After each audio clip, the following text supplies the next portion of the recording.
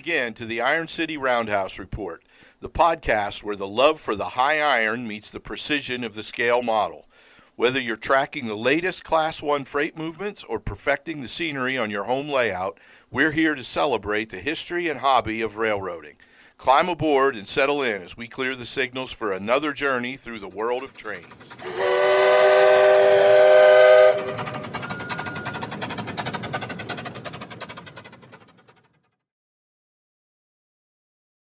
Hello, Iron City N-Scalers, and welcome to our Season 2, Episode 2. We're having a little bit different episode tonight. We'll get into the details of that a little bit later. But for right now, my good friend and co-host, Pat Moore, is once again here, and the two of us will start things off with our Iron City Roundhouse Report to give everybody an update on some of the goings-on that has caught our attention on the Iron City Facebook page today. So, Pat, what do you have for the first thing of our Roundhouse Report for tonight? Hey, Brad, I know we want to tell everybody thanks for the notes and encouragement. We weren't able to go to Springfield this year. I know you and I wanted to tell everybody, hey, hope you guys had a safe trip. As I'm in the recording studio right now, and I think you are too, if I look out the window, looks like an inch per 30 minutes right now coming down. So I think we made the right call, Brad, of unfortunately not being able to attend. The show looked great. That brunch train, Brad, I think you and I are going to have to try to get advance tickets to that. That looked really fun. The guys went down on the commuter train and came back. I guess the only thing we can do now, Brad, is do what we talked about all last year and start planning now for next year. Yep, we spent a whole year planning for this year and it didn't go. So, yep, we'll have to start making plans to be there for next year. It's a great show to go to. Just it's disappointing to not be able to go, but at the end of the day, I had to be back for work on Monday, and that would have been difficult, and you would have had a 9-hour drive, possibly through some pretty iffy conditions. So I think, too, we made the right call in spite of the fact that it was pretty disappointing to not be able to be there, especially to see some of our good friends who have been on the podcast with us, and some of those guys canceled their plans as well. I know our good friends Todd Treaster and Jim Young had to cancel, but some of our other good friends, David Hyde, braved the weather and made it there. Chris Adams was there for a while. Scott Lister was there. And others, Blake George, Tom Catalano made it. Chris Ketch was there. And Tom Patterson and our good buddy Chuck Rockwell was there. So at least there was some representation from Iron City there. Yeah, I saw a text. Thanks, Marty, for the reach out. Unfortunately, we weren't there. He was looking for us. I don't think he saw our post because he was traveling at the time. Yeah. So sorry, Marty. Also, a bunch of guys from Iron City got to have dinner together, so that was kind of neat. I saw that post. Yeah, that was a pretty neat event. So I think Benjamin was on that, and Gary and a couple other folks, Tom and Chris, I think all were able to have dinner together. So it's nice that our community has sub-communities that can, you're never alone at a train show. Just say Iron City real loud. Someone will come. Yeah. Okay, Brad, I'll get us started on the Iron City report this evening. All right. Sounds good. Yeah. Oh, first, another mention too, Brad. We did have a great time the week before at the Science Center, and we had almost 6,000 people in 2 days. So that's about 3,000 people per day watching what I consider one of the premier T-track models in the country. I wouldn't say that a couple of years ago, but after watching us run 8 trains per hour and rotate those trains off for 2 days for 6 hours per, man, I think we got it down. And the kids loved it. It was up eye level to most of the children that were there. The parents loved it. We got some new members out of that.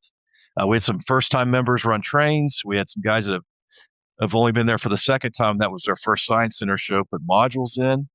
Real happy about that. So that was a great show. Glad I was able to see you, Brad. It's been a little while since we saw each other in person. We always see each other in the studio. That's right. The other thing to add about that is how good how the setup process, we've been refining that for 4 years, and that seemed to go very smooth. You even showed up for part of the setup process, which was pretty awesome because we don't get to see that. But There was the inevitable 15 minutes after you arrived for setup. We looked over on the south side, and what was over there running, Pat? Yeah, the old trash train came flying through just on time. But yeah, the Kevin did a great job. Kevin Squire did a great job planning the layout. I don't remember who all. I think Doug Rakowski was involved, and maybe Mike Harkleroad and some others were involved in getting the modules level. To me, that was the thing I was most impressed with, was how well from the get-go those guys had those modules level. Because sometimes if one's off by just a little bit, it creates a rough joint, where the two modules come together, and it'll cause derailing problems and other things. But I think it was the most smooth running layout we've ever had, most smooth setup and the least trouble free.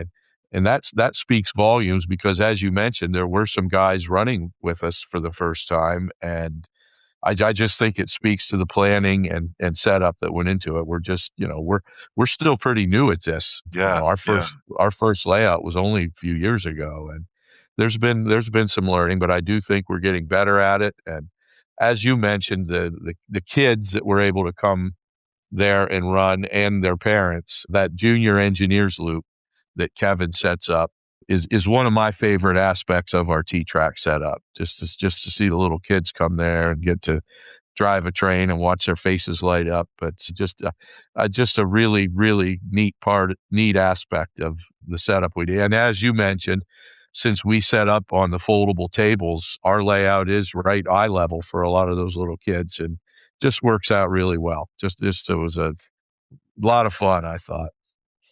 yeah, and the other thing too is we had some of the kids, their parents were like, "Well, thank goodness we have passes at the Science Center," because they had to come back both days. They couldn't get enough. Yeah. So, Brad, hey, I'll start us off with the report here, the Roundhouse report, and I want to talk about Clem Harris. Great to see him back modeling again. Clem had took some time off and is now is pretty good, doing some robust work. He just did a CSX ET44, did some weathering on there, and what caught my eye is, you know, when you're doing modern, if you're doing modern railroading and you have a new fleet or whatever you're working with, you know, his weathering is pretty subtle. You know what I mean? It's worn, weather worn, and maybe some diesel effect, some exhaust or whatever. But it's not a rust bucket or something that's sitting in the back of the yard that's getting an overhaul or everything. It just kind of shows that daily wear and tear of weathering. And I really appreciate what he did there on that one. That looks pretty sharp, and it tells you a little bit can go a long way, just maybe to knock that shine that out of the box off, if you're trying to look for some realistic operations. And he did a great job. And that was the 3451 he did on that one, Yeah. the ET44. Yeah, Clem is definitely a highly skilled modeler. There's no doubt about that. He doesn't try to be flashy or brag, but the stuff he shares, you can just see it's top-notch work. He's really good with electronics too. I don't know if you know, but I bought a Pennsylvania brass locomotive from our good friend Freddie Mac, and it had a decoder installed in it. If you've never installed a decoder in a brass locomotive, it's one of the, I mean, it's tricky to get it installed and to make sure there's no shorts, because basically you've got an locomotive that's made of brass, meaning everything is a conductor. Everything Right. conducts. So if the decoder touches that in the wrong place, you've got a fried decoder. And Clem did a great job installing a decoder in that locomotive. And as you mentioned, the weathering he did on that CSS loco was top notch. I just recalled as you were talking about that too, Clem posted a steam engine. I think it might have been a Kato FEF. Regardless, whatever the model was, he had like a LED glowing like a firebox effect. Oh, that's right. Yeah, I remember that one. Which that I thought was just extremely cool too. I don't think I have ever seen an N scale steam locomotive that had something like that on. So big shout out to Clem, and I'll echo what Pat say. Clem, buddy, it's good to see you back posting again, and just keep up the good work, and please keep sharing it with us, because the stuff you do is just really cool. Okay, Brad, what do you have for your report tonight? Well, the one I wanted to share was it involved something from the Big Amherst show, but it also involved our good friend and longtime member George Hall, who made the trip up from the Carolinas. And George Hall looked like he had a pretty good haul from the show. He managed to pick up some pretty neat. He got a Norfolk and Western bicentennial locomotive, it looks like, and then that was a six-axle unit. I don't know if that was an SD9 maybe or SD7. Regardless, it's a really cool looking bicentennial scheme that he showed. And then four other Jeeps, one for the Reading lines, a CSX loco, and two blue Guilfords, it looks like. And then a pretty good assortment of box cars. So I see some rail box cars, very nicely weathered, that George was able to pick up. So George, we're happy that you were able to make it to the big show, and at the same time, we're sorry that we weren't able to be there with you. That's another one of our good friends who was able to be there representing Iron City. So hopefully someday, George, we'll be able to be up there at the show with you. But I'm glad you were able to make it, and I'm glad you were able to make some really cool additions to your collection. So kudos to George, and thank you for sharing what you were able to find up there. So that was mine. I wanted to share what George came away with. Pat, did you have anything else you wanted to include in our Roundhouse report for this episode? No, Brad, but I did want to kind of give the listeners a warning. They're about to go into some high-end electrical talk with DC, DCC, and DCCEX with our show tonight. We're calling It's Electric. I thought that was a proper theme for tonight. Brad and I had a mission statement when we first started the podcast that we would eventually get in the nuts and bolts of model railroading. Sometimes it's an advanced for a lot of people. Some people say, "Hey, we're not talking the right language" or whatever. Hey, this was just our opinion based off of some really, really, Brad, some questions on our page and some questions that bled over into the DCCEX page about some new DC locomotives, also DCC locomotives, what to use, what power to use. So I think we brought our friend Kevin on tonight to talk some of this. And Brett, I think it's a very educational podcast this evening. Like, kind of tell people, hey, this is what happens to here and there. Now, look, if you cannot understand what we're talking about this evening, don't fret. Neither could I. That's why I brought Kevin and Brad in to talk. However, we can ask questions. Yeah, right. You can always ask your question.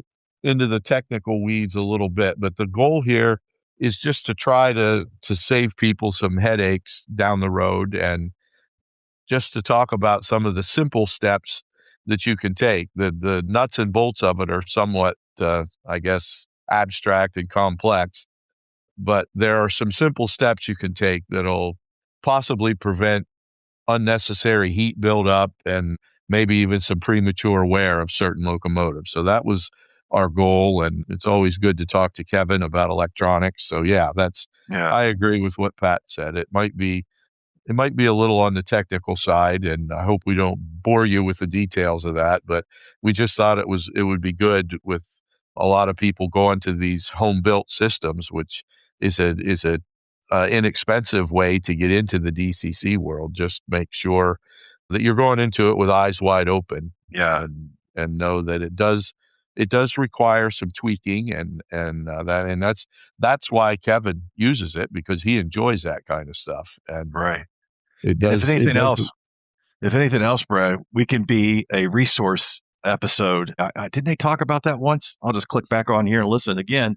So that way the troubleshooting's done for you, really. And that's what we're going to talk about tonight too. Troubleshooting, some things that happened to us, some things that we spotted. And that way, if anything else, like you said, it's a good, hey, if this happens, do this, or if that happens, I heard it on the podcast, and it's not something new that I have to kind of research. Yeah, and this is stuff that we've learned through direct experience too, which to me makes it more valuable than anything that somebody's doing in theory. So yeah.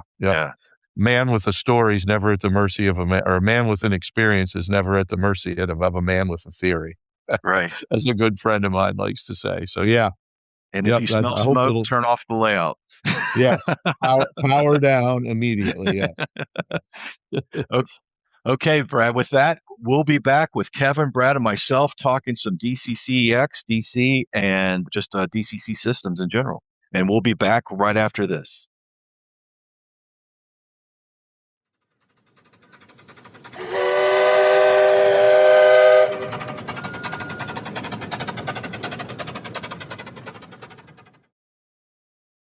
Hey, everybody. Welcome back. It's Brad, Pat, and Kevin tonight talking some topics that we wanted to discuss in the new year based off of what we're seeing on the Iron City Facebook page.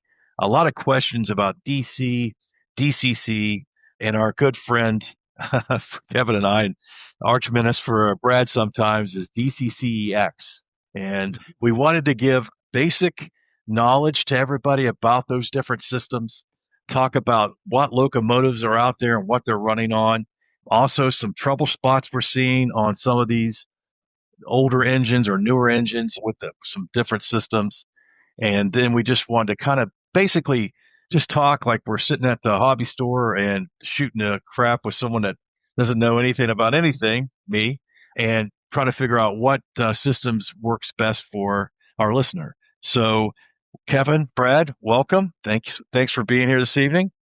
Thank you. We love being here.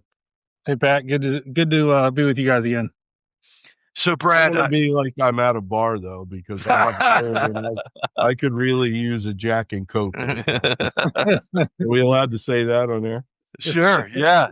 So this is around mid-December, and Brad is one of the statistics I saw on NBC News this evening.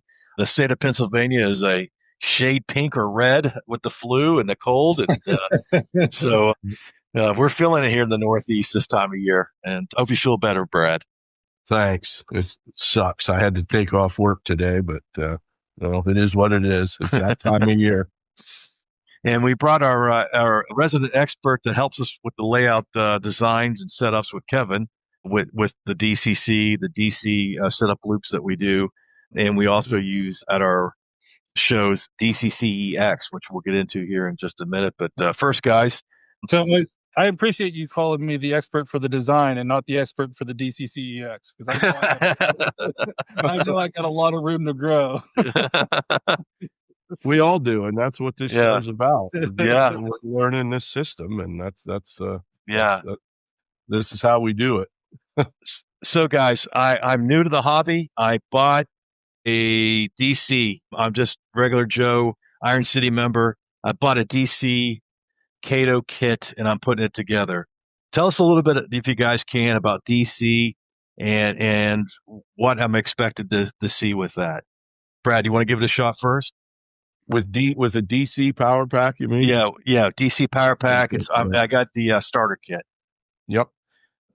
I'm assuming that this starter kit only has one locomotive, so the DC power pack will be absolutely fine for that. You won't be getting a lot of the features that are becoming really, really popular, like sound. A lot of people really like sound and some of the really cool lighting effects that are possible with DCC. But for running a single train, that's what was used in this hobby for decades. From the very start of it up until the early 90s, we used DC power on our model railroads. Well, unless you had Lionel, that's a little bit different. But yeah, there's not, if you're starting out and just want to run one train, DC is just as good. If you're all right with not having the real, some of the things that I know people don't like about that, if you're looking for realistic lighting, like when you stop the engine, you have to turn the current off so the light goes out. And that's not really how trains operate. But I mean, if you're just starting out, a lot of people might not even care about that. But if you're running a DCC system, there's always power on the track. So even when the train stops, the lights will stay on if you have them turned on. You can choose when to have your lights on or off. So yeah, if for just running a single train, I don't see any really huge disadvantages to just using a DC power pack. There are a lot of really good ones out there today. You mentioned Kato. That's a really good DC power pack to use. It gives you good, clean DC signal. And When you start trying to run 2 trains at once, though, that's when it becomes a little bit trickier with DC. Then you have to block off your track and put switches on so you can switch. Basically, what you're doing at that point, Pat, is you're powering the track instead of your locomotive. So if you want to have 2 DC power packs to power 2 different trains, you have to have a switch to switch back and forth between which power pack based on where your train is in which block. So that becomes a little bit more complicated at that point when you want multi-train operation. But for a single train, it's absolutely fine. Right. And Kevin, what would you say to someone that maybe, I think you had an Inglenook, right, and a small shelf layout. And I remember, if I'm correct, did you use DC originally? Yes, I did. Yep. Yeah. Can you tell us a little bit about that? Yeah. So that's one of the first things I was going to add into what Brad said was, DC, as Brad said, it's been used for decades at this point, and it's tried and true. It's one of those things that, in my book, it's not necessarily old fashioned. It's old and tested. Right. And it works really well for, particularly, I don't know if I should say it works really well, because DCC would work just as well, but it works perfectly acceptable, except perfectly approvable or whatever, in your smaller layouts, for example. And it then becomes a way to kind of keep the cost to a minimum as well. It's a tried and true method that works. We know it works. It's been working for eons. And when you only are building a layout like my Inglenook layout, which is a 2 foot by 3 foot small layout, or that floating shelf layout that I've been working on, that's only 18 inches long, I think it is, if I remember right, maybe 24. I'm not running 2 trains on there anyway. There's no way I'm running 2 trains on that thing. Right. So it becomes a case of, like, DC ends up becoming a valid money saver in those types of scenarios. I don't need to worry about the extra cost that's added in, because I don't necessarily need those other features.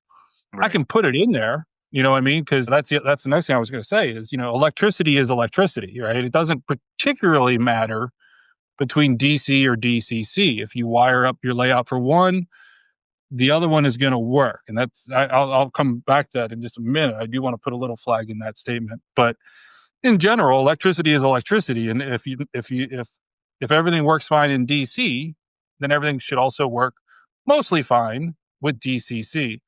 And I guess maybe this would be our good turning point, or a good lead in, is the one thing that I see that people, or the one thing I'd say that is a good thing for people to understand, is that, like Brad said earlier, there's always power to the rails when you're with DCC, and that power is already at its max limit, right? Whereas with your DC layout, and I think we've all done this as well, we've all had that layout, or we've been over to a friend's house that has that layer or whatever, and to get up over that corner or to get over that hill or whatever, you have to turn that DC pack up just a little bit, right? So that's a place where the voltage is dropping. It's a little too far away from the center, for example, is often one of the problems there, I should say. But that's the only thing that really makes the difference, right? Is that DC, you can turn up the power, where DC, oh, wait, sorry. I knew I'd do it. I knew it. I was trying so hard not to. With DC, you can turn up the power and kind of overcome places where the voltage has dropped. Whereas with DCC, there is no turning up the power, because you're already running at full power.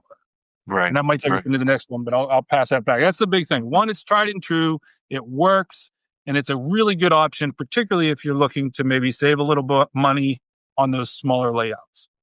And guys, you both have started this micro trend, and I know we had it at the last show that we were at. So tell us a little bit about that micro setup that we have.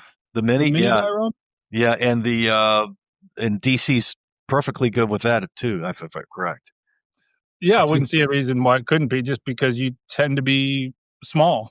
Right. Those whole micros are modules of like maybe 5 inches. It's 124 millimeters. I think it's like 5 inches. It's 1 millimeter shy. Okay. No, wait. Hold on. Yeah, it's like 20. I think it's 25.4 millimeters per inch or something like that. But to get one of those modules up into, say, a 6-foot loop, you're going to need a lot of them. Right. So, right. At that point, where you start getting into a size where DCC might actually be helpful, or, again, it's a feature. It's more of a feature thing than a size thing. So, and a saving money thing, right? So if I'm building a smaller layout, I can save the money and do DC. Now with some of these smaller layouts, just a warning on those too. Yeah, go ahead. You cannot build just one of them. Yeah, that's true. I think I have like 8 of them already, and I just started like a month ago. It's so much fun though to be able to go like within a number of hours, you have a completely finished product in your hand. Right. But yeah, I didn't think I would be interested in them until I actually tried it, but I had a really good time building mine. I appreciate the little bit of a challenge with it, right? Because they're so small. Trying to figure out a scene, and that's part of the adult in us, right? Like kids just dive right into them because they'll just put gumdrops and dinosaurs, and you know what I mean. Oh yeah, which makes it also just as enjoyable. Did you know too that Cotto has an educator's pack for teachers to teach STEM with? And I showed it to my stepdaughter, who is a kindergarten teacher, and she's interested in maybe trying it later this year. So we may be reporting back with a kindergarten class with mini modules, but we'll see. Definitely would love to hear about that. Yeah. And so, guys, with something like that, you don't even really need feeder, right? You just need the only one line feeder from your DC pack up to the track on your one spot. That power should be enough to feed a mini. With the size ours currently is, yeah, definitely. Yeah. If it continues to grow, I mean, because you could make one of those things as big as you want to make it, and if somebody is nuts enough to want to make a couple hundred of those little things and have a huge layout, you could theoretically get to the point where you need more than one power drop. But yeah, the one that we had at the Buell show was maybe a, I don't know, 2.5 foot diameter circle, maybe. Yeah, maybe something like that. It wasn't any bigger than, say, 4-foot table, right? Yeah, the 4-foot element of the banquet table there. So, and I know it was less than that. So 4 foot by 2 foot, something like that. But the other thing that I love about it is I have absolutely fallen in love with these little Cotto pocket line locomotives, and that is a perfect place for those things to run on one of those mini layouts. Those are a beautiful little DC engine in those guys. Yeah, they are. Yep, absolutely.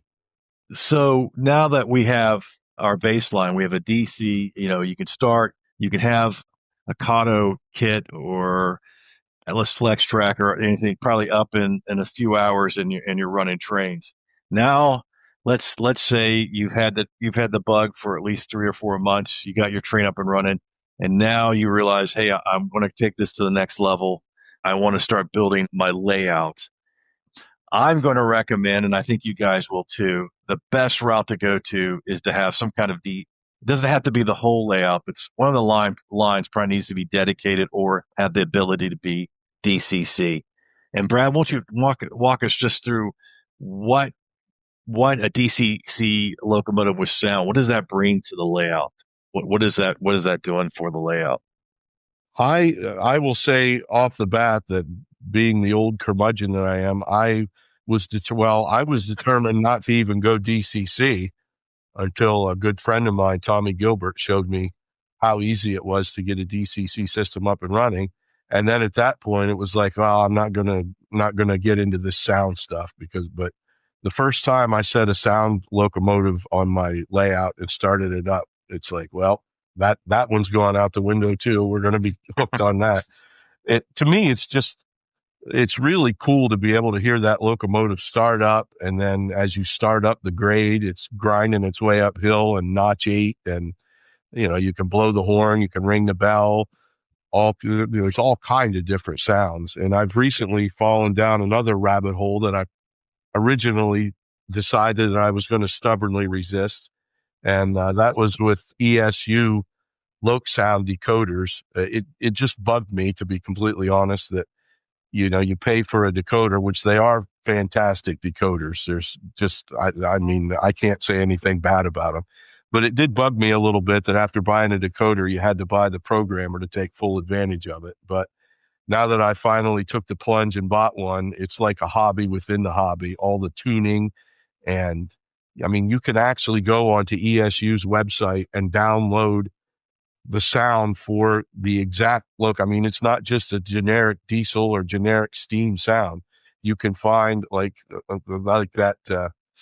that loco that I'm getting ready to introduce to the world. It's a secret that I won't mention. Pat, you know the one I mean. I know the one.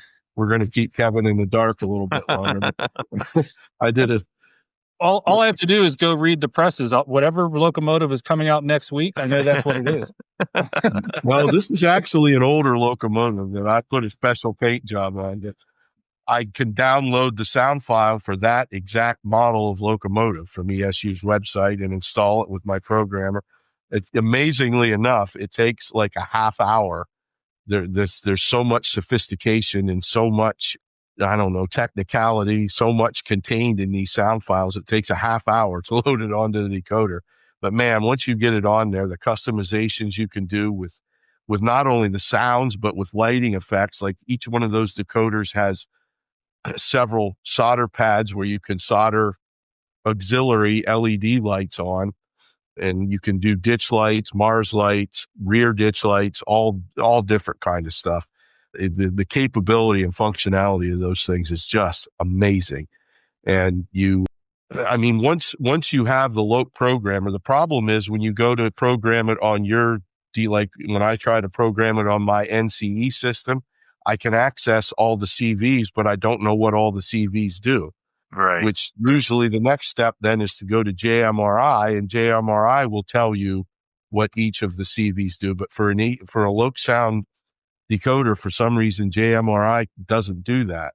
With the loc programmer, here's the cool thing. With the loc programmer, you can download the sound profile and transfer that over to JMRI. Then you can program it in JMRI. But I usually just write the ones down that if I'm in the layout room and want to program on the main, I just write the main ones down that I want to fine tune, and then I can program it on the main with my NCE system. But like I said, in order to take full advantage of everything that they're just a whole nother level of sophistication above everything else. There's no other way to put it. But the stuff you can do with them is just freaking amazing. And the motor control on an ESU decoder is just out of this world good. It's just as good as TCS decoder, and the sound options are just crazy.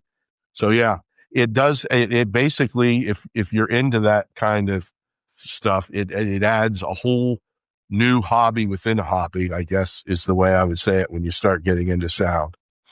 The other thing too, Brad, I think what it does is it really enhances your videos that you're doing. If you're just doing a like tower cam or something like that, and you just want to show folks what's going on in your layout, that sound just brings it to a whole different level. It just brings a realistic, especially when you're doing doing operations, and you're slowing down the engine. You can hear that engine grinding. You can hear the brakes come on. And then like even when you're doing a shutdown or a startup, the engine doesn't just run. And I think for new people in DCC, if you buy something and you got a DCC with sound decoder and you hit the throttle on that, people have to realize, hey, there's a startup. It's just not going to run like DC. It actually it simulates the engine starting and then slowly moving into that speed you want to get to. For a beginner in DCC, I know Brad talked a little advanced there. Kevin, let's just talk a little bit of basic DCC. What do they expect? What kind of feeders will they need on a small DCC layout? What are you thinking there? Because that's one of those ones where it's in that neighborhood of, there's a rule of thumb, and then there's also the just try it and test it. And I am a member of the try it and see if it works category, right? Like that's the way I teach my staff at work, because they're not going to break anything. That's one of the things I guess, a lot of people are always afraid of breaking it. I just bought this thing. I just spent $300, blah, blah, blah, blah, blah. You know, when it comes to like, where do I put feeders and how many feeders I need, you know, the rule of thumb is every 3 feet. And that kind of stems more from the fact that 3 feet is your standard length of flex track, right? It really doesn't have anything to do with the electricity. It has more to do with the fact that the track is 3 feet long. Right. You solder 2 pieces of track together. Now you can go 6 feet, you know. Now, can you go 12 feet? I don't know. That might be pushing it. So that's where that rule of thumb of like, let's go for somewhere between like 3 and 6 feet tends to be the thing, right? Right. And this goes again back to what I was talking about earlier with the idea that if you have a DC layout and you currently have a spot where you always have to turn up the throttle just to get the train to move, right? You know that that's a spot where you're going to need to put in another feeder, because that's a spot where the voltage is more than likely dropping. I know, Brad, you gave me that pretty clever idea of using the quarter test. If you lay a quarter, and this honestly it could be anything, short out your track is what you're going to do. Short out your track real quick. Nothing on it. Don't put your locomotive on it or whatever. But if you use a screwdriver or a quarter or whatever, and you go to short out your track by laying it across the 2 rails, if your command station doesn't pick the short, in other words, it doesn't kick into whatever it's supposed to do for short, you know, to detect, you know, the little red light comes on or something like that, then you know you need another feeder as well. You're too far away, and that short isn't quite being detected like it's supposed to be. And that's another good way to tell. I know you can use a multimeter, but that can get a little tricky. Plus, it's an added expense, and it's a scary thing to learn the multimeter method and all that. And with DCC, you don't exactly get multimeter, doesn't exactly work, and that's a whole nother. We won't dive too deep into that, but that's the one thing I would say is so when it comes down to it, you know, 3 feet is your rule of thumb, but you can probably even go as much as like 12 to 18, but you know, just pay attention to what's happened. Right. And I think when we do this, I think, you know, a lot of guys are not going to have that empire built that first year or that second year. And so they're going to have probably, especially in N-scale, you're going to have a smaller layout. So if you go with that 3 foot rule, and if you can use it, if you're using Kato track, you don't even have to solder. You can use the extension power lines that go down to your feeder. Yeah. And you don't even have to do this, clicks it right in and you're up and running. I'd be interested. Does anyone happen to know, from talking with Richard with his door layout, does anyone happen to know how many drops he has?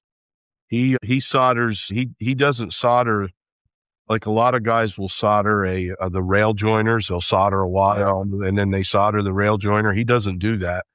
Oh wow. He solders to the bottom of the rail web. So every section of track on his layout has feeders on it. So he did go ahead and put a lot of feeders in. Yeah. Okay. Yeah.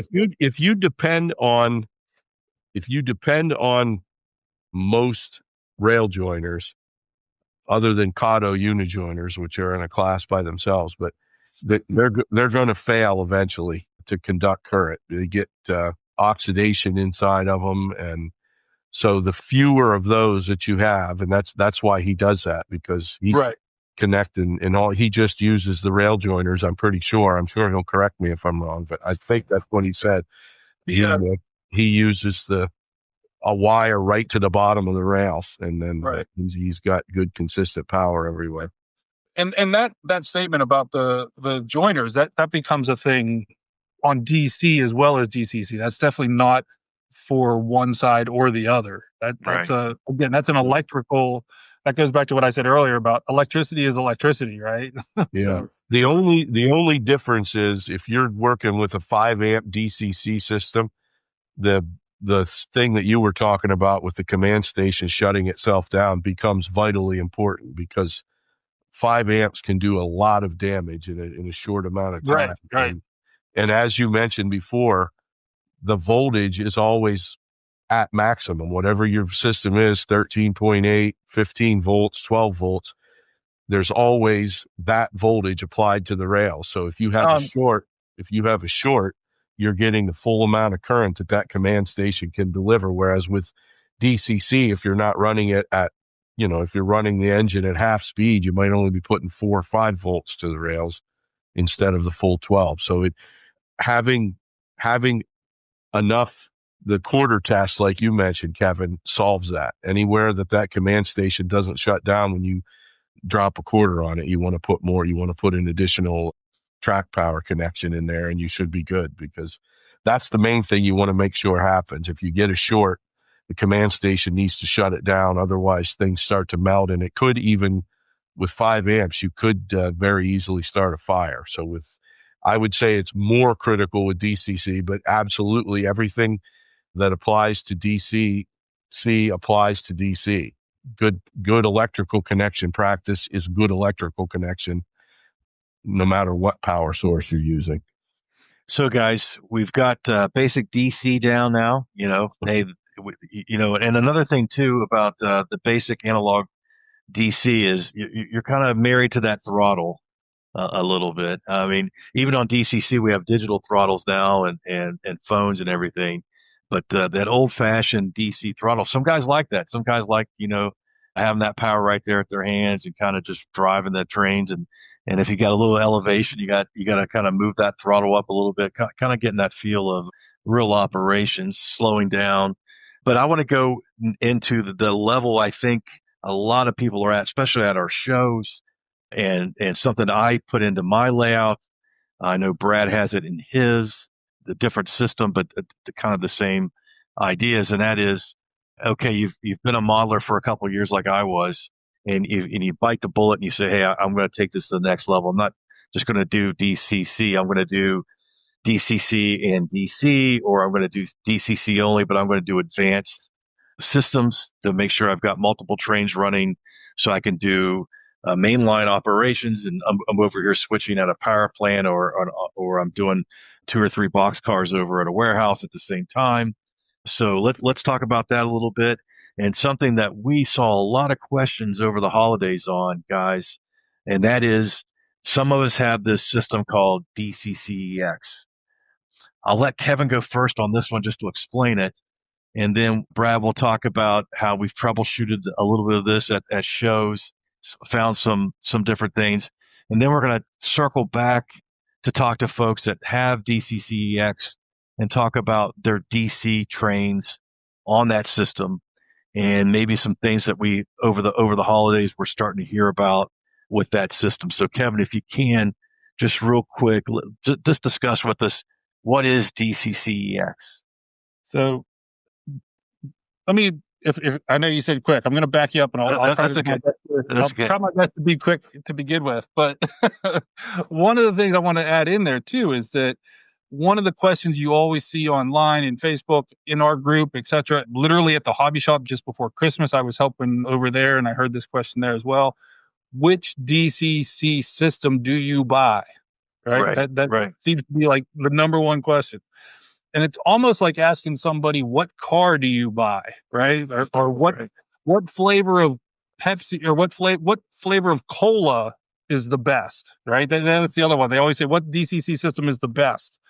Like, it's like asking what cola is the best. There really isn't a best. There really isn't a one is better than the other. They each fill a niche on their own, and they each do things slightly differently. In my world, I very much, because again, my background with being in the technology world and everything, but I very much compare it to like Windows and Mac and Linux, right? Or Chrome.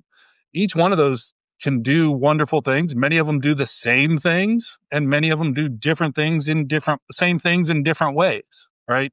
It just becomes a case of which one fits your bill. And the second thing I would say is this, and this is the other big one I would add, is someone will say, which one should I buy? Sometimes the best one to buy is what's your friends got, or what can you get access to? What can you get information to? So, if I was in a neighborhood where everyone around me was using Digitrax, honestly, I would tell you, go buy Digitrax. It's not my favorite one. It's not one that I would suggest, but if you live in a neighborhood where you got 5 people all around you that use it, I think that's a good thing for you to get, because you're going to have 5 or 6 people that are going to be able to help you out basically at the drop of a hat. Right?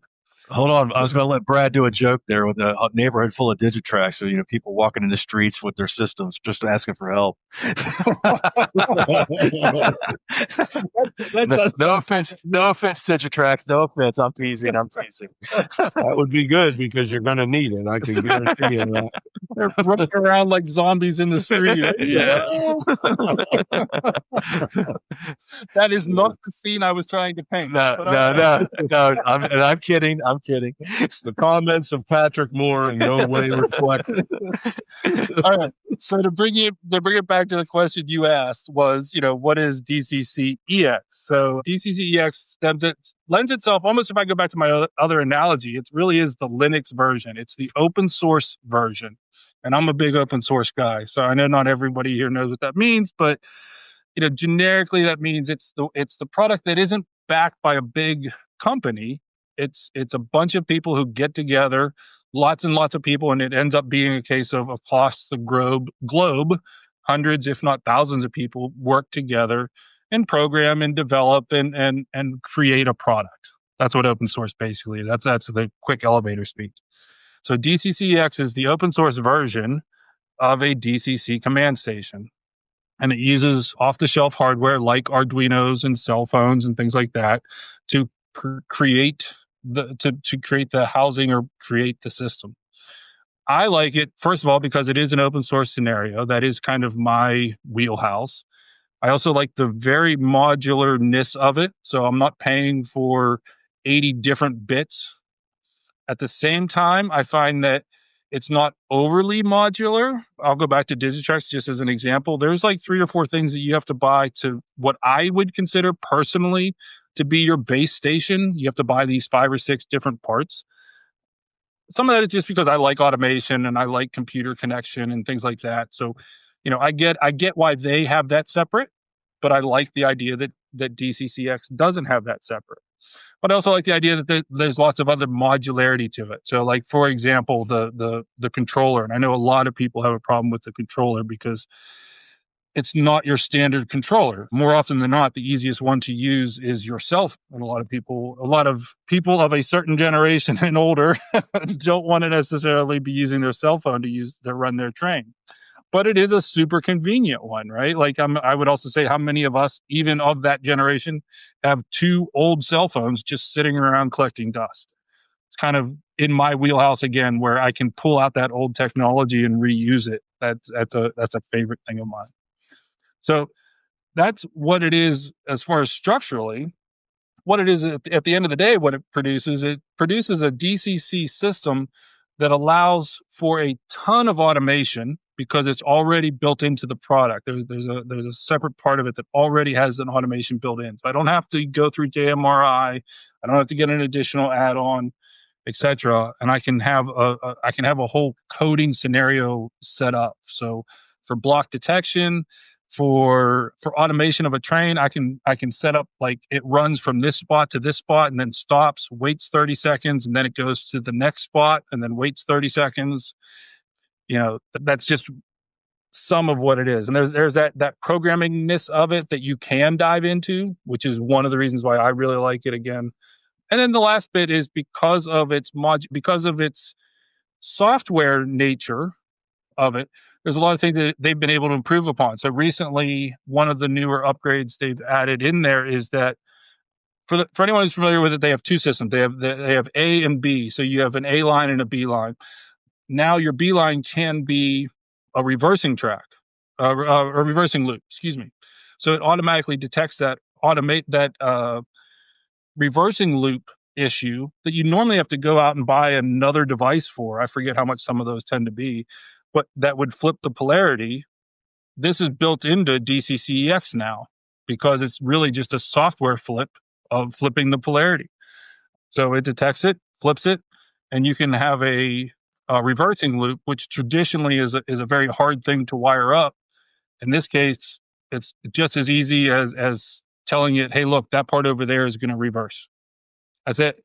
And that's kind of one of the things I really like about it as well, is because it's constantly changing because it is a software-based system as opposed to it ships. This is what you got, And then if you want to upgrade it or improve it, you have to either send it back to the company or you have to buy that new module, that new plug-in piece, that kind of thing. I think one thing for people like me that have just really started dabbling, I think I might have, out of my fleet, I might only have 4 or 5 DCC locomotives, but I might have 25 DC locomotives that I haven't been able to either A, afford, or B, just don't have the time to actually put those decoders in yet. What I can do now is run track B with a DCC locomotive and do whatever it needs to do. But now on track A, I'm running DC, and I can go into the yard and operate and do operations, and I'm still using the DC, but I'm also not married to the throttle of a hands-on DC throttle. I'm able to use, like we talked about earlier, a cell phone, an iPad, Android, and be able to walk around and do everything I could do DCC wise, but in a DC mode. So I think that's what sold me on that. And not everybody has that, And it's just, this goes back, like we were saying, it's built right in. It's just part of that system already. And that same feature that allows you to switch it to DC is kind of what I was talking about earlier with the flipping it to become auto reversing loop. It's also what allows you to flip it to be the programming track, or flip it to become, there was one more, the DC and then the DCCEX. In other words, the polarity switch. Sorry. Don't want to go down that road, but but yeah, just by simply flipping a switch, you can kind of change what the track is being, because it's in that software, which is to me was just a huge bonus. Yep. So Brad, before we go to NCE and talk about that a little bit, let's go over, because Brad also works with DCC, especially at DCCEX at the shows, and he also has a system at his house too that he works with. Brad, let's talk about some troubleshooting. We just want to warn folks about that. Over the last couple of years, the three of us have kind of found and either A, found an answer to, or B, just want to give warner, basically buyer beware, especially I think we found some things on the DC side, some shorting issues that are not detected and things like that. Brad, won't you give us a couple of troubleshooting things that you've been helping people out with? The number one thing I would recommend is to make sure that you have some kind of short protection in addition to what comes with the command station. The nice thing about one of the nice things about that is you don't have to, as Kevin was mentioning, you don't have to buy power supply from the company. I don't even know. I guess DCCEX is a company, but you can use, well, and I guess this would be true of any command station, but if you use like an old computer power supply on a commercial command station and the company finds out about it, they're going to tell you it voids your warranty. But it is a neat way to get in at a low price point. But the problem is, if you use a cheaper power supply, the short detection gets very sketchy. The power supply that I got with my DCCEX does not lend itself to shutting down very reliably. And we ran into that problem at a couple shows where people left with melted axles because we had a short and we didn't realize it right away. And as I mentioned before, with a 5-amp system, you have a short with a 5-amp system, things start to heat up fast. And there were a few shows in a row where we had some melted axles. So a circuit breaker type protection, I think, is just about a necessity with one of those, because there's a wide variety of power supplies that can be used with them. I did find that the short detection works better with either my NCE power supply or this big Digitrax. But yes, everybody, I do have a Digitrax power supply, and I do have to say that Digitrax power supply is a very nice unit. I forget what the number on it is, but I'm actually using that on my North Penn layout to power a couple boosters. But that thing does work very well. But so the EX seemed to work better for me when I had it connected to high quality commercial power supply. But that then negates some of the price point advantages you have, because a good power supply can run you $50-$60 by itself. The cheaper way to make sure you have good short detection is to just get a DCC circuit breaker and put it on your power bus, and that will shut it down quicker than any command station on the market. I mean, as soon as there's a check, wham, it knocks the current down and you're safe. And honestly, that's one of those things that is good no matter what system you're using. It's not a matter of DCCEX or something else, right? It is a good practice. Yeah, I have found though that commercial systems on their own will shut down more reliably than the EX does. But I use breakers on the thing I like about it is your command station doesn't have to shut itself off each time and then reboot. The command station sits there not even knowing that there was a short, because these breakers shut everything down quicker than the command station can even react to it. So that's another one of those good practices, is to have breaker protect, because the thing that I was told, I don't even know who told me this, but it made a lot of sense the first time I heard it. The command station is trying to protect itself. It's not doing anything to protect locomotive wheel sets or decoders or anything else. So it will shut itself off and then come back on, shut itself off, come back on. And in the process of doing that, it's still pumping a significant amount of current through whatever is on your tracks and on the rails themselves. And that can lead to stuff melting. So yeah, a good quality circuit breaker. I can't think of there's a bunch of different companies that make DCC circuit breakers. I use the ones from NCE because I use an NCE system, but DCC Specialties makes a very good one. I've heard. I've never used one, but I've heard theirs is very good. But yeah, it's a good idea to have those, unless you have a real small layout that you're only running one train on. And, it becomes obvious then if that train stops, there must be a problem. So shut the power off. I run a lot of times, I'll have 5 or 6 trains running at once. And, in the event of a derailment on one where I don't happen to be looking right at it, it's good to have that protection. Plus, as you guys know, I often run my own layout remotely. Right. So if you're not in the layout room when you're running trains and you have a derailment, you're not going to know about it, and you need to have that breaker protection on there. So not being in the room is one of those do as I say, or not. What is it? Do as I say and not as I do, right?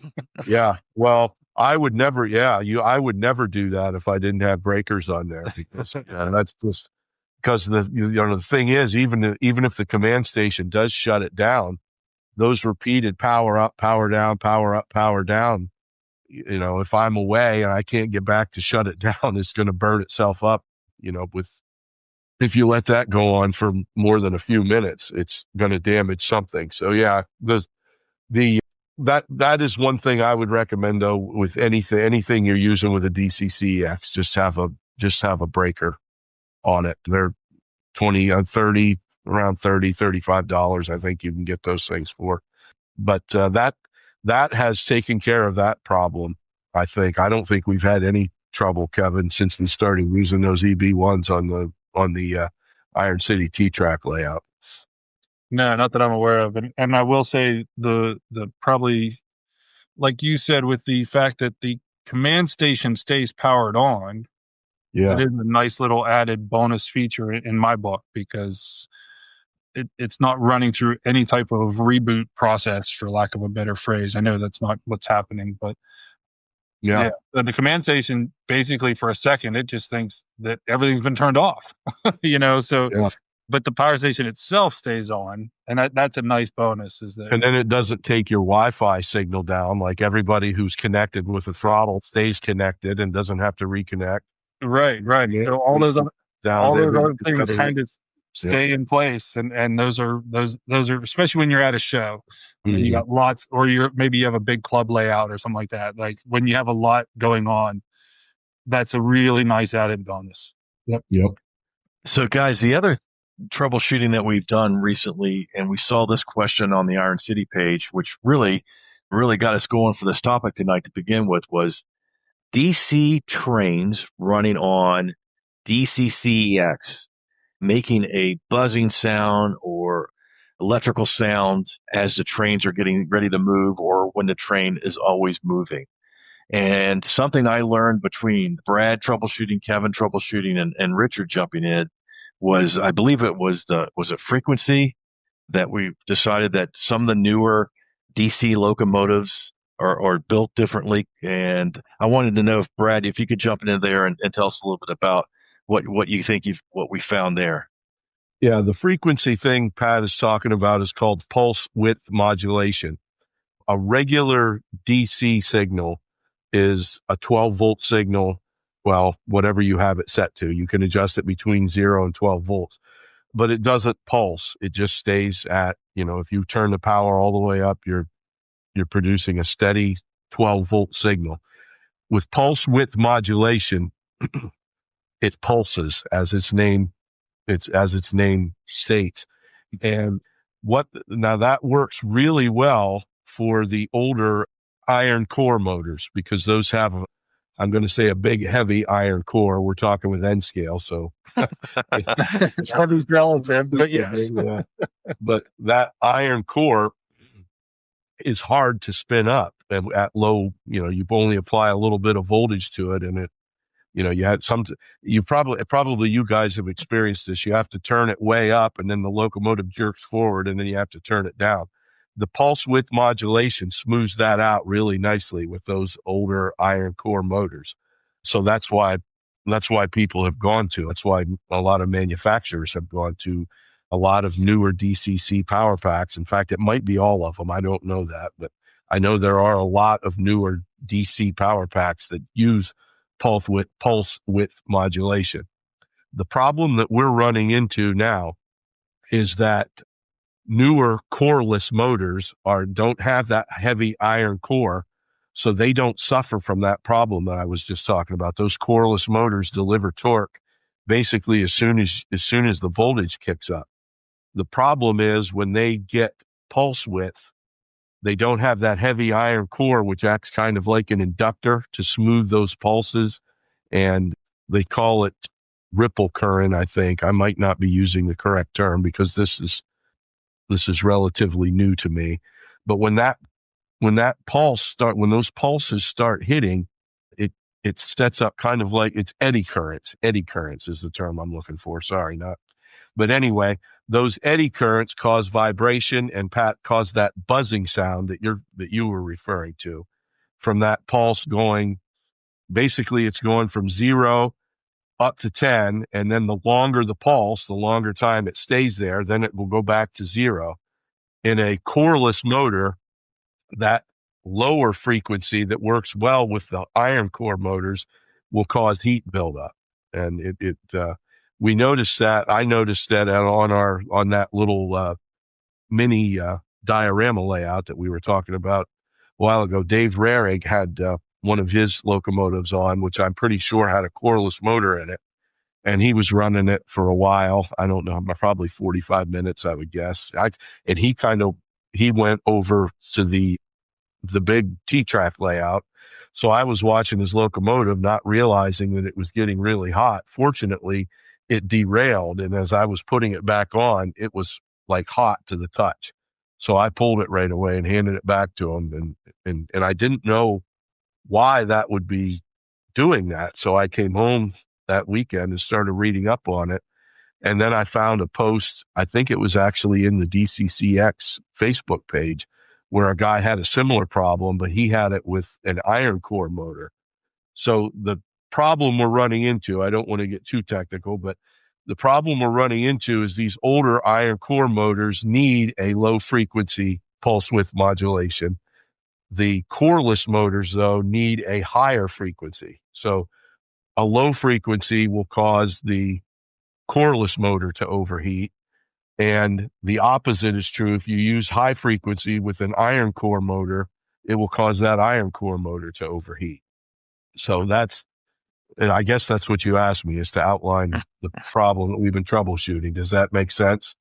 Oh yeah, that makes sense. And I think It's something I learned for the first time. I got to be honest with you. I did not know that was going to be an issue, or that. I didn't. Yeah, I didn't either. That. Yeah. Well, that's interesting to me because the Ingenuk layout we were talking about earlier, right? Mm-hmm. That is a pulse width modulation module. The power that's running is PWM.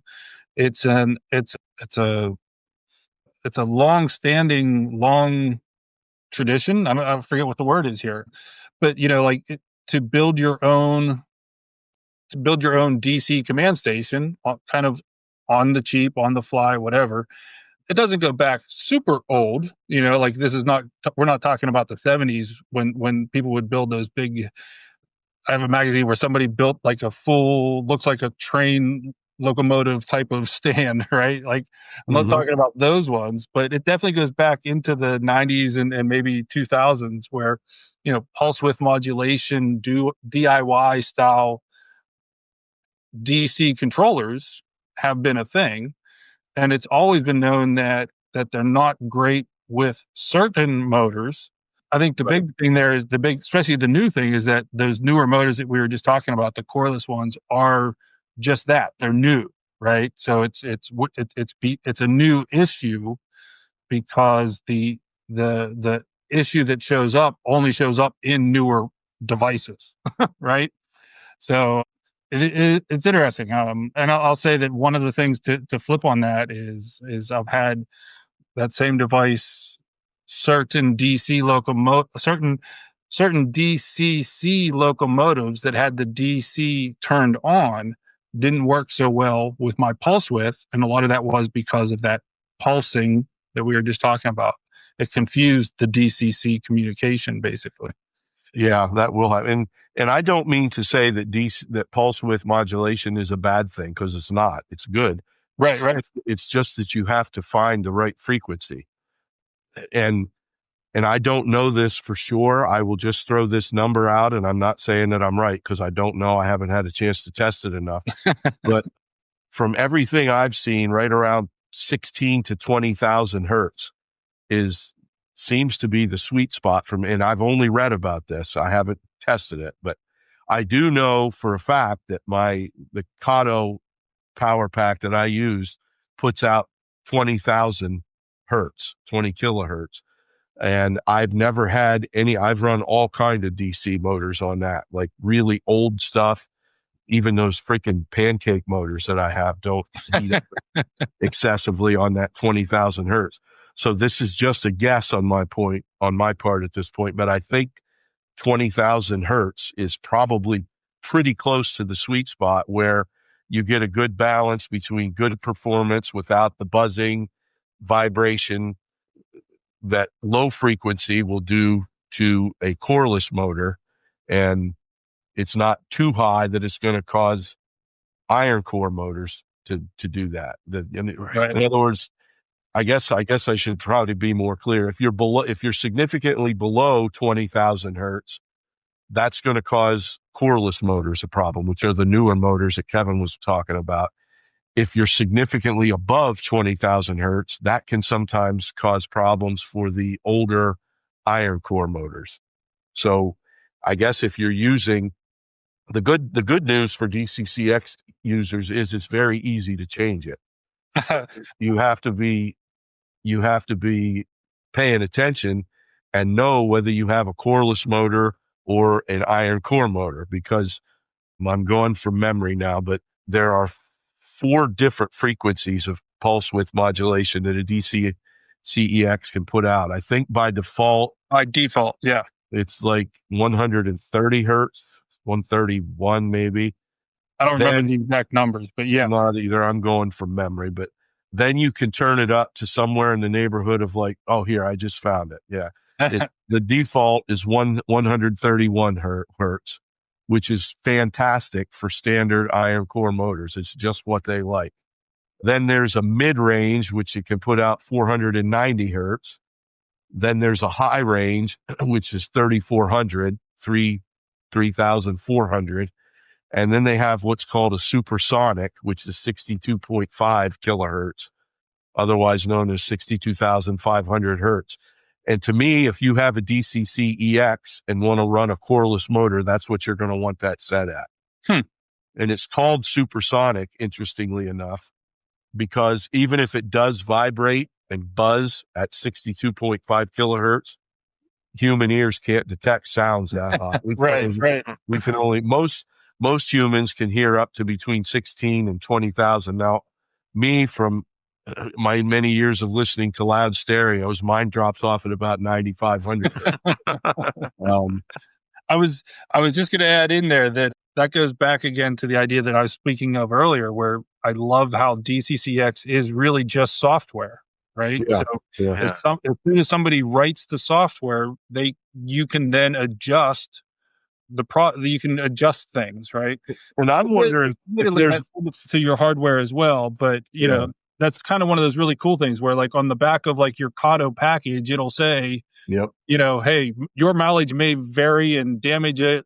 Please don't ever leave your train alone. Damage is your problem. You know, that kind of thing. Yep.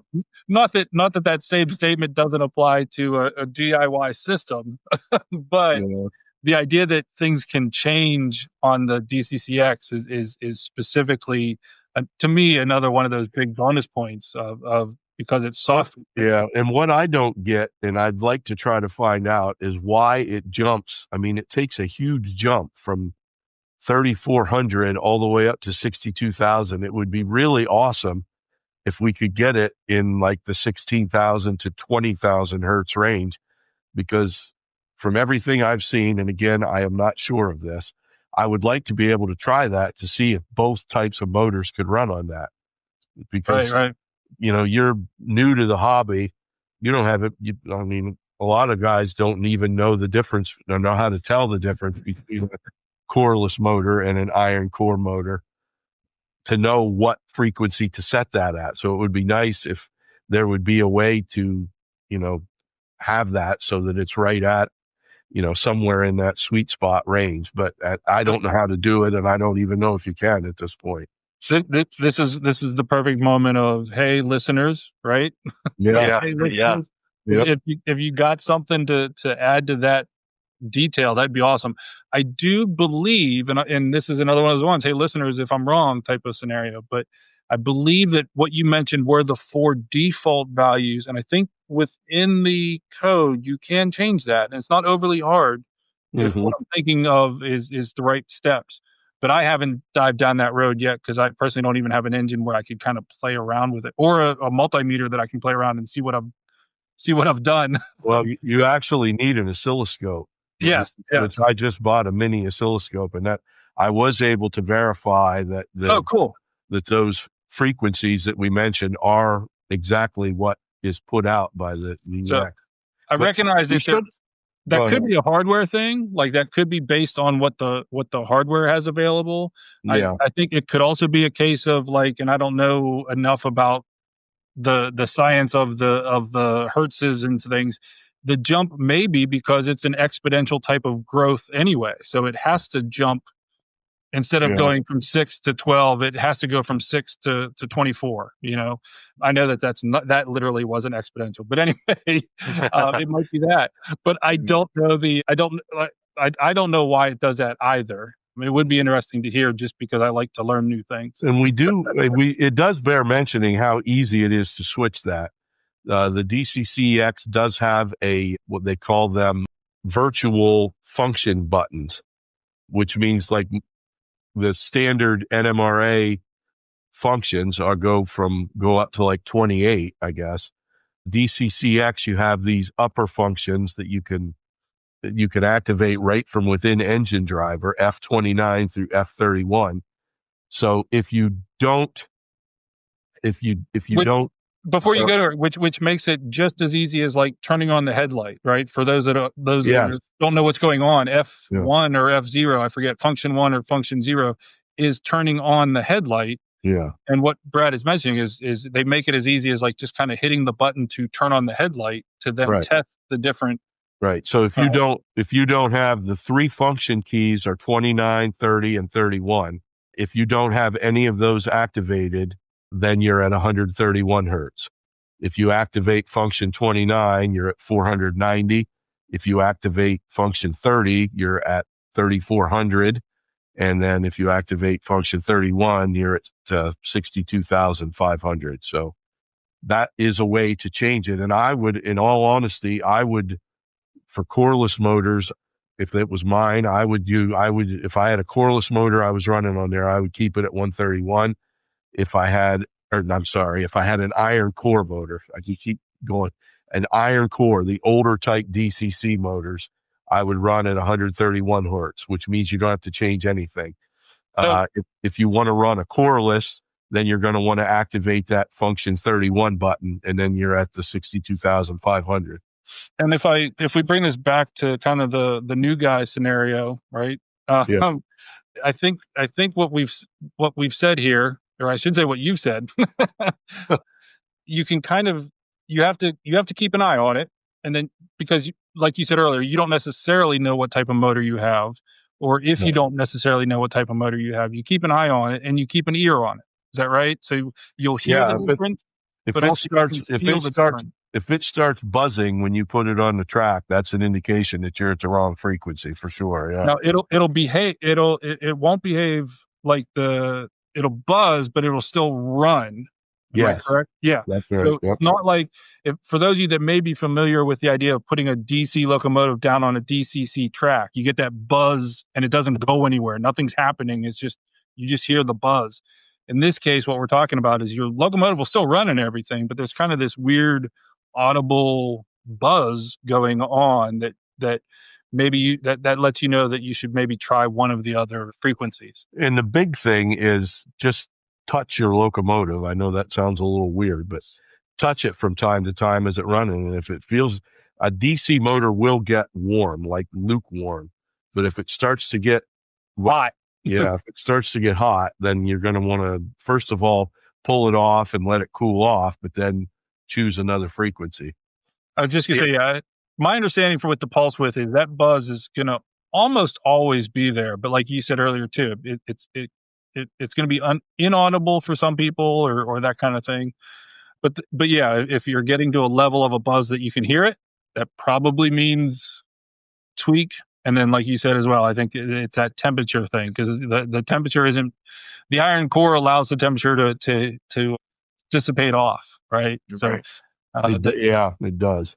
Yeah. So if your engine is feeling hot, I think we all know that difference. I think we've all been somewhere where the problem there though is when it dissipates out of the metal parts, it goes into plastic parts.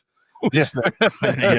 Which is what we don't want. But yeah, I do believe, I would guess that, that iron core acts as a heat sink for sure. So yeah, I think probably the older motors are less susceptible to this than our coreless. And this may become less of a problem as time goes on, because I think the move in the hobby is to use these coreless motors.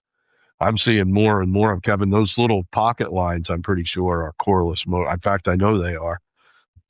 So they're appearing in lots of locomotives, lots more now than they were previously. That would be actually, you bring that up, and we're probably getting on time. I know Pat's probably, but that you bring that up too in that regard. And that those pocket line motors that you said, if they are coreless, I honestly don't know one way or the other, so I'll leave that to you. Yeah, I'm pretty sure, but not 100% sure that we've been running those on, and I've been running those on the default DCCEX PWM scenario for 5 years now, right? My main Ingenuk layout is pulse width that we just talked about, and it's one of those pocket line locomotives. So if it is a coreless that has the problem, or I shouldn't say problem, that's not the right word here, but if it is the coreless, it's not even every single coreless, right? Every single coreless might even have a little bit of a different. Well, and it like I said before, it depends on the frequency too. Right. So it makes it an interesting troubleshooting environment. It does. Next time we're at a show that you have your Ingenuk there, I can bring my mini oscilloscope and we can see what frequency. Oh, that'd be cool. Yeah. Because I know, like I said, the only thing I have here to test is my newer Mercado DC power pack, and that is right around 20,000 hertz. And Fran I've never seen his system, but he has something similar that I'm guessing is at 20,000 hertz too, because he reports the same thing, that he hasn't had any overheating issues with his. But yeah, it is an interesting troubleshooting scenario to try to work our way through. Well, hey guys, I really appreciate us talking about this evening, because I got to be honest with you. I want to apologize to hobby stores around the country, because I know people are boxing up their trains and putting them away and saying, I'm never going to touch this again after our conversation. But hey, it's needed, right? If something like this is new in the hobby and guys are using it, I know I'm using it, and I don't have the technology or the know-how like Brad and Kevin does. It's great to have you guys here tonight to discuss this and to make sure at least I have more knowledge than I did at the beginning of the show, knowing, hey, there could be an issue here, or there couldn't be an issue. I just need to make sure I'm keeping up with the layout and double checking it. So and don't be scared if you're worried. Yeah. If you're worried about it, the surefire safe thing to do is, if you have a DC locomotive, run it with a DC power pack. If you're going DCC, then just run DCC. If you want to run the two of them together, there's just no way around it. There are some technical things, which it is cool to be able to run the two together, but just be prepared to, it's not as simple as what I just talked about. The simple, surefire, safe way is, if you're running a DC locomotive, use a DC power pack. You won't have any trouble. If you're running a DCC locomotive, use your DCC system. Keep the two separate until you learn more and know how to avoid dangers associated with running both of them together. And when you say together, just to make it clear to everybody, we're talking about on the DCCEX system that allows you to kind of run it within the same command station. We're not running them together on the same tracks, everybody. No, you have to. You absolutely have to keep the tracks separate. DC power and DCC power. It's still very much two different electrical blocks. It just happens to be coming out of the same electronic command station. Those two electric blocks should never meet if you want to keep things. That's right. Okay, guys. Hey, thanks a lot. Kevin, thanks for helping us out. And Brad and I will be back right after.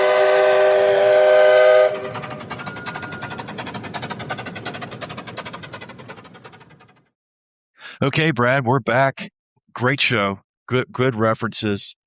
I realized during the show that we did not get a chance to talk NCE or other DCC systems. So I thought, Brad, on our closing here, that we had a few minutes that we could go over that. So I'll ask you a question, Brad.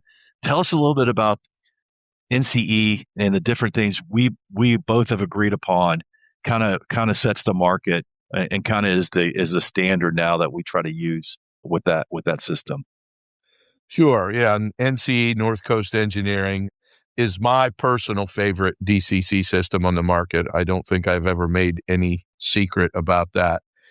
It just, to me, offers the most simple, bulletproof way to get things up and running with DCC. And that's just my opinion. I will admit that. I know others may not share that, but the thing that I admire most about the company is, first of all, Jim Scourse, the founder, is one of the smartest people, I think, in model railroading today. I mean, I don't know how many are familiar with the story. He was at an NMRA convention back in the 90s when they were just rolling out the standards for DCC. And he attended the seminar and was like, wow, this is something I can do with the electronics background that Jim has. And he drove home through the night to his home, which I believe is somewhere up around Rochester, New York, and started getting to work on designing his own DCC system according to the new standards that he had just heard about at this workshop clinic. I guess it would have been. I don't know if it was a clinic or but regardless, they were introducing at that time, brand new DCC NMRA standards. So he came home and designed a system that basically has stood the test of time from that moment until today with just very minor upgrades. And some of the things that he got right from the start, this is what draws me to it. And this is what my good friend Tommy Gilbert told me when I was at his shop in Gettysburg looking for a DCC system. This would have been back in like 2018 when I bought my first power cab. He said, look, when I look at a system, I look at the one that has, like I said, withstood the test of time. The original system that he set up had everything, to me, right from the beginning. The way they do advanced consisting is just, it's still as good or better than anything on the market today. It's so simple. You can have a fully portable advanced consist set up. And the really good thing to me about it is you don't even really realize that you're programming a decoder. The cab talks to you in plain English. It says, what locomotive do you want to be your front locomotive? What locomotive do you want to be your rear locomotive? And then it asks you, do you want them running cab forward or cab backward? Long hood forward, long hood backward. And then it asks you, how many locomotives do you want to add in between them to the consist? And you don't even need to know, if you're just going to run this consist on your home layout, you don't even need to know what the consist address is, because you don't have to access it that way. You could just, if you program the decoder address to the cab number on the locomotive, you just look at the cab number of the lead locomotive, select that, and the system knows that you're selecting a consisted locomotive. And however many locomotives you put in that advanced consist will respond to that. I don't know of any other system that does that. And the way the lighting works on it, you don't have to even program that yourself. It programs the lead locomotive, unless you decide to change it. But in a real locomotive consist, only the lead locomotive usually has its lights on, and NCE will do that for you. It programs it so only the horn on the lead locomotive will blow when you blow the horn, and it does all of that without you even realizing that you're programming CV19 of 4 locomotives and assigning a consist address to those. Like I said, if you're only running it on the system where it was programmed, you don't even need to know what that cab address is. If you want to take that consist to another locomotive, to another layout, then you need to remember and write down the consist address, which is basically what I did with the West Penn locomotives, including that 250 America's 250th anniversary locomotive. I had 2 West Penn. They were consisted, but I had to remember the consist address because I was running it on a different layout. But to run it on my home layout, I have like 45, I think, consists set up. All of them, some of them only have 2 locos, but a lot of them are 3 and 4 loco consists. And I don't even have to know any of those consist addresses. I just select the lead loco and the consist is ready to run. So to me, that's the big selling point, because I have a fairly heavy density main line with lots of trains, which means I have to have lots of consists, and I can access those quickly and very easily by just looking at the cab address, the cab number of the lead loco for the consist that I want to run. So that, to me, is the selling point one of the selling points of NCE. It's also, and maybe I've just gotten lucky, but everywhere I've taken it, whether it be at my home layout, I use NCE stuff. I've used my power cab, I've used a SB5 smart booster, and I've used my old PH5 for our Iron City East layouts, and you just never have any problems with it. Our good friend Andy Zimmerman and I like to bandy the quote back and forth, it just works. It may not be flashy, and there are other systems that have more modern electronics in them, but I always say, post a video of what you think your system can do that my trusty old NCE can, and I'll show you a video of it doing it. I mean, I've got signals running, I've got automated routes, I've got automated trains, and an NCE system can connect to JMRI, just as easily as any other system can. And with JMRI, you have access to the most modern, the newest craze, right? Well, there's 2 new crazes right now. One is layout command control, which we've talked a little bit about on the show before, and I'm hoping that really starts to take off. But any system that don't let people fool you into thinking that you need to buy a new command system for LCC, because any system that can connect to JMRI can program layout command control. And all you need it for is the initial programming. And then those nodes on the LCC system will basically take care of themselves. But it's done. I mean, I can't say enough good things about Jim Scores. And the other big asset they have working is they're one of their tech support guys, Ed Wilson, who might be right up there with Jim as far as smart. He's if you ever have any questions about anything, Ed is the guy to talk to. So that's why I choose NCE. It just works for me and what I have here on my home layout better than anything else I've seen. Yeah. Well, we want to make sure, that people understand that's our opinion, right? But we've seen it work. Especially on some circuit breaker issues and stuff too. That you don't even realize it's working for you to protect your equipment and everything. It just automatically is built in. So those EB1 circuit breakers that NCE makes are very simple to set up, and they've served us very. We had some issues with melting axles and stuff, and we decided that we needed some additional protection above what the DCCEX system was providing on our T-track layout. So we've gone to 2 of those EB1s, and they've served their purpose very well. So to my knowledge, there has been no damaged equipment since we started using those. So that's another good selling. I have heard DCC Specialties makes a very, very good circuit breaker too. I've heard nothing but good things about them. I've never used one, so I can't speak to that. But I know guys who use them, and they speak very highly of those too. So there's a lot of good equipment out there. There's no doubt about it. It's really a golden age of model railroading as far as what's available. Like I said, my preference is for NCE, but I will also give a shout out to TCS.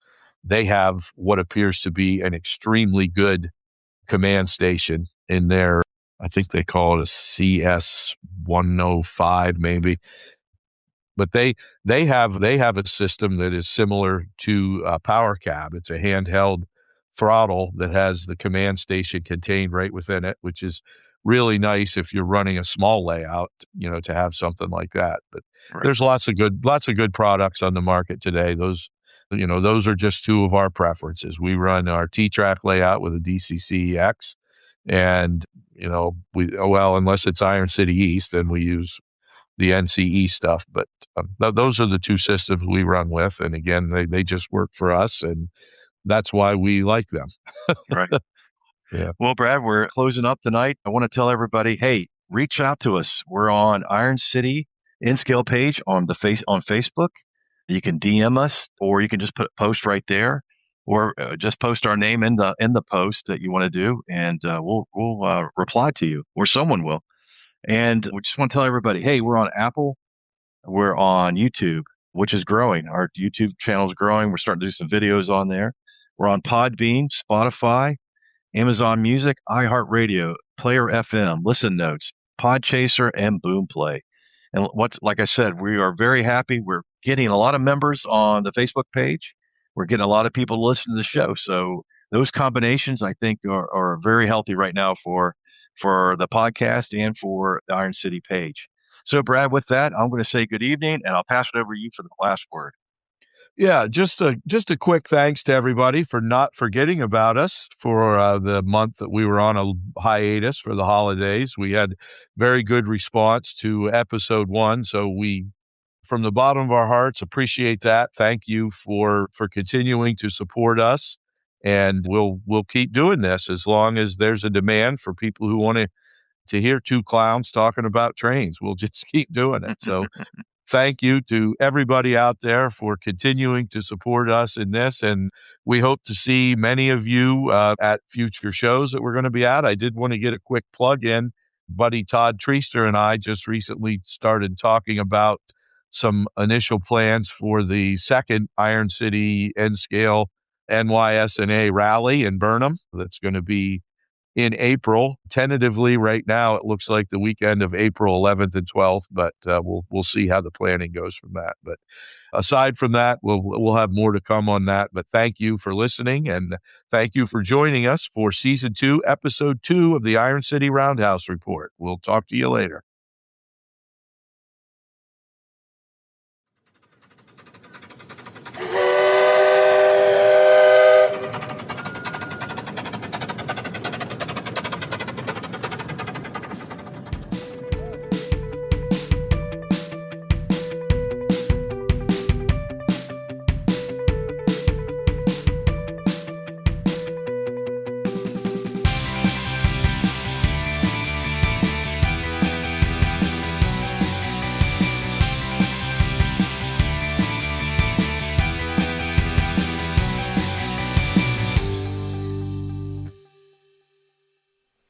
All right, rail fans, that's all the steam we've got for this edition of the Iron City Roundhouse Report. Until next time, keep those gauges green, your couplers connected, and may your layouts always run smoothly. Happy railroading.